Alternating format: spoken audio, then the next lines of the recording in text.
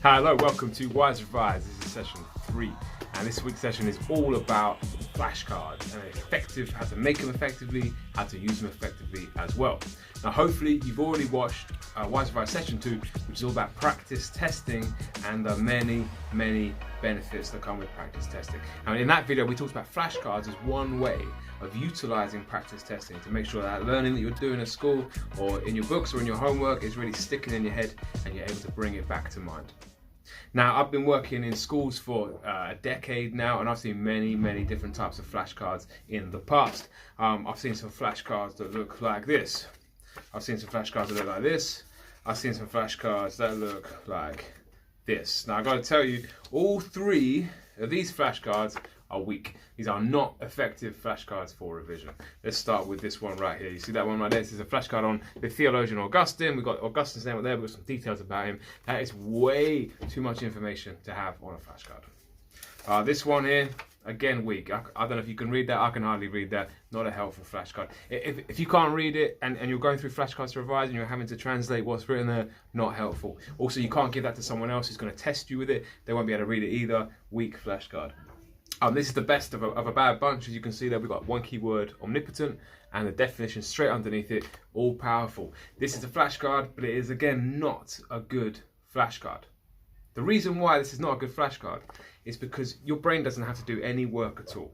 Now, if you remember when we looked at a couple of sessions ago on your working memory and your long-term memory, effective revision is all about improving that long-term memory, storing things there, and then increasing your brain's ability in being able to get to that long-term memory, bring what you need to use for the question to mind so you can then answer the question. That's what good revision should do. This bad boy does not do that. This doesn't make your brain work at all.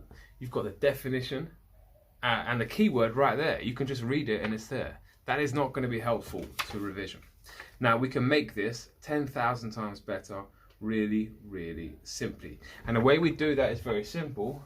All we need to do is, rather than put the keyword and the definition on the same size, is put the keyword on one side and the definition on the other. This is already a much more effective flashcard. With this one, you can test yourself. You can utilize all the benefits of practice testing. When you're going through your flashcard, you look at it, omnipotent, that's the keyword. Now my brain has to work, has to go to that long-term memory, access the definition. The definition is all powerful. When we turn it over there, we got the correct answer. Now that is a much better flashcard than simply having the keyword and the definition on both sides. The beauty of this method is you can make a whole bunch of these in a very short period of time, and then you can build a whole collection of different units, different topics by their keywords. You could do really short questions rather than keywords if you prefer that, or if you could even do more complicated ones like this one here. This is from our Religious Studies GCSE course. The death penalty is always wrong. 3 times agree, 3 times disagree. And so you pick up this flashcard and you say, right, death penalty is always wrong. Can I think of 3 reasons to agree with that and 3 reasons to disagree? And then on the back of the flashcard, we put some possible answers. Again, this is a much more effective use of a flashcard than simply writing all the information on it. And the beauty of ones like this, with your 2 sides, is that you can do lots of different things with them. You can quiz yourself, you can give them to a friend or a family member who can quiz you as well. You can play games when you put them face down, and to turn them around the right way, you have to know the definition, that sort of thing. They're a great size as well. You can keep them in your pocket, you can put them in your bag.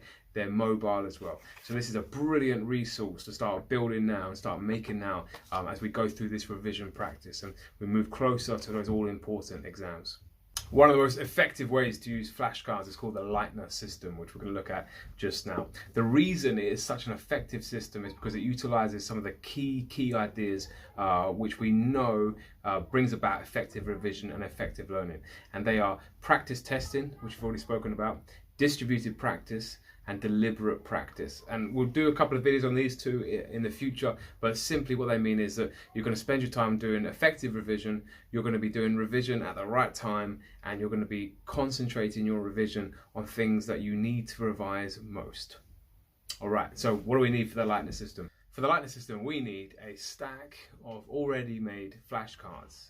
The ones we've spoken about already, with the answer on one side and the question on the other, or the keyword on one side and the definition on the other. We also need 3 envelopes or boxes, that's up to you. What we do next is we label the envelopes or the boxes for when we're going to revise. And it should be in order of how often you're going to revise most. At the top as your box 1 on your envelope 1, I'm going for every day, just for the example. And then moving on from there, less often. So you'll see here I've done every day, and I've followed it up with Monday, Wednesday, Saturday, and then just Wednesdays. So next up, we take all of our revision cards and we put them all in the box or the envelope that we've marked with the word every day. Now when it comes to your revision time, every day you'd pick up this envelope or this box, you'd take out the revision cards and you'd start to go through each one, trying to answer each question. You make 2 piles, one's for the cards you get right and some for the cards you get wrong. The cards you get right and the cards you get wrong. You keep on going in this manner with the right and the wrong cards. You can see I've got some fake blanks in here. For that, I apologise. At the end of the day, when you finish the session, all of the cards that you got correct move up into the next one. Whereas all the cards you got wrong, all the cards you got incorrect, they stay in that original envelope there, that original box for every day. So you can imagine what happens next. As you go through the week, you're always going to be going through these cards. However, on Monday, Wednesday and Friday, you're also going to be going through these cards. And on Wednesdays, you're going to be going through these cards as well. So again, we go through the every day. And again, we do the same thing. We have the cards we get correct and the cards we get incorrect.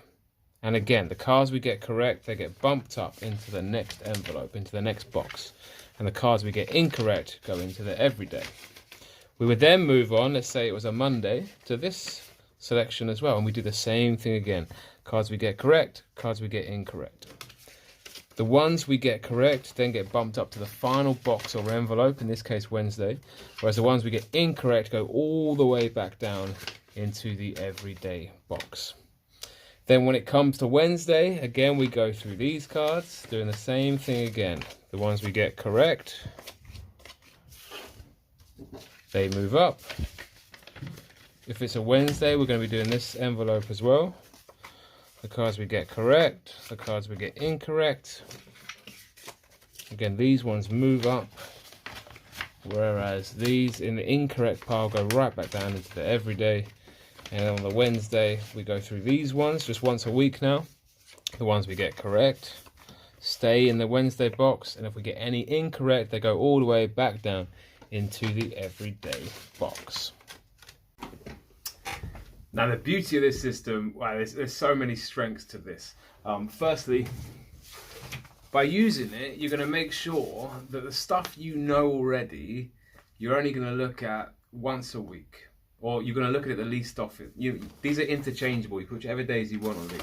But ultimately, the stuff you know, the stuff that you're confident in, you won't look at very often. Whereas the cards that you continually get wrong, the parts of the course of your subject that you're struggling with, you're going to see far more often than the stuff that you're not. And so this is what we call deliberate practice. You're focusing in on the stuff that you're weak in. You're looking at your weak areas and you're trying to work on those to really build those up to improve your knowledge overall. It also brings in what we call distributed practice. So you're splitting your revision up in little chunks over time rather than doing huge amounts at the same time.